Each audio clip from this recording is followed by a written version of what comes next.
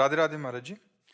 महाराज जी, क्या संतों के आशीर्वाद से व्यक्ति का भाग्य बदल सकता है या भाग्य परिवर्तन के लिए स्वयं के कर्म ही प्रमुख भूमिका निभाते हाँ, ये बात समझना है कि संतों के आशीर्वाद से हमारे कर्म सुधरते हैं। हमारे जो कर्म हैं, कुकर्म की तरफ जा रहे थे, अब वो सुकर्म होने लगते हैं और फिर गुणातीत होने लगते हैं। जो अहंकार रहित कर्म होता है वो गुणातीत स्थिति को प्रदान करता है। जो अहंकार युक्त होता है वो गुण के अंतर्गत कर्म। पहले हमारे कुकर्म सुधरेंगे, सुकर्म होंगे, फिर सुकर्म का कर्ता भाव भी जाएगा। ये संत आशीर्वाद है।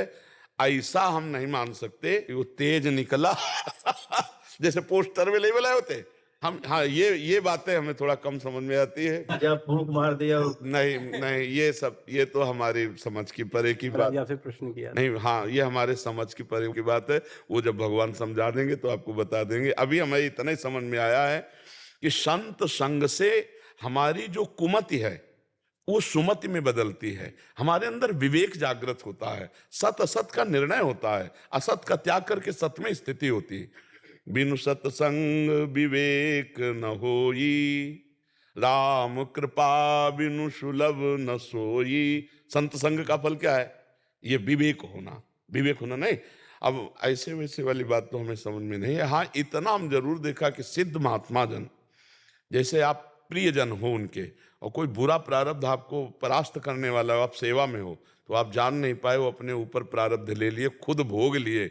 ऐसे नहीं, ऐसे आज तक अब हो तो रहा है, बहुत ऐसा नहीं हो रहा, लेकिन हमने ऐसा शास्त्रों में नहीं पाया। कहा मुनीस हिमवंत सुनु, जो कछु लिखा लीलार, देव दनुज मुनि नाग नर, को न मेटनी हार। आप जरा इस दोहा पर ध्यान दीजिए।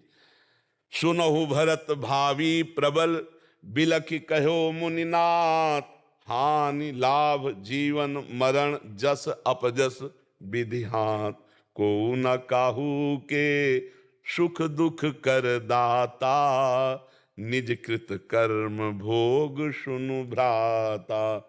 अवश्य में भोक्तव्यम कृतम कर्म शुभाशो। हमारा भजन, हमारी साधना हमारे लिए नहीं है, वो सब आपके लिए है, जगत के लिए। सर्वे भवन्ति सुखना सर्वे संत निरामया। हमारा तो हो गया, हम तो फ्री में नौकरी कर रहे हैं आपके लिए। सच्ची मानिए, हमारे जीवन का उद्देश्य अब हमारा नहीं है, हमारे जीवन का उद्देश्य आप है। संत सहायक पर इतलाज। हाँ, हमारे जीवन का उद्देश्य आप है।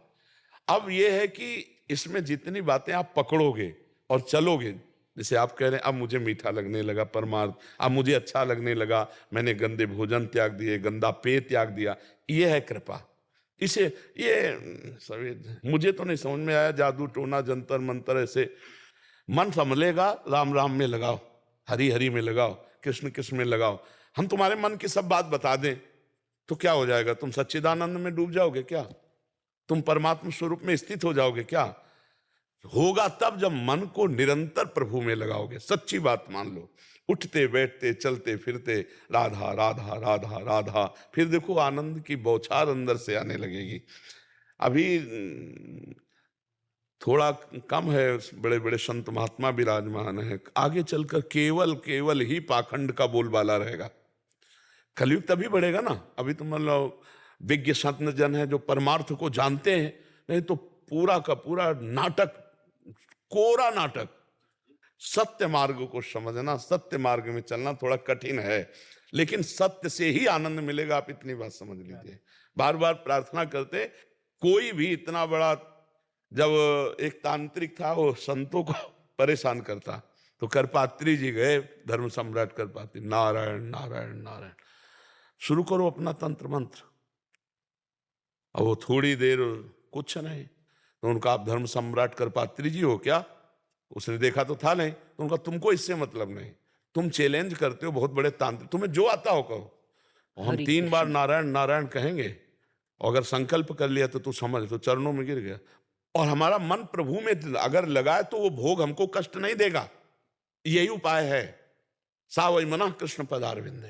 अगर मन सुख दुख का भोगता मन है और मन परमात्मा में लगा है तो आनंद है ना। शरीर स्वस्थ है, मन भोगों में लगा तो जल रहा है, वो जल रहा है। जब भगवान को यहां आकर के चैन से रहने को नहीं मिला तो तुम्हें कहां से मिल जाएगा, हमें बता दे। है? सुबह राज्याभिषेक हो रहा, सामयिक 14 वर्ष का वनवास हो रहा है, पैदा हो रहे हैं, कंस कारागार में ले जाए जा रहे हैं, गोकुल में वहां पूतना जा रही है, तृणावर्त जा रहा है, सकटासुर जा, भाग के वृंदावन आए, वत्सासुर, बकासुर, अघासुर, कहीं चैन से रहने, भगवान को चैन से रहने नहीं दिया संसार, तुम्हें कहां से चैन से रहने देगा।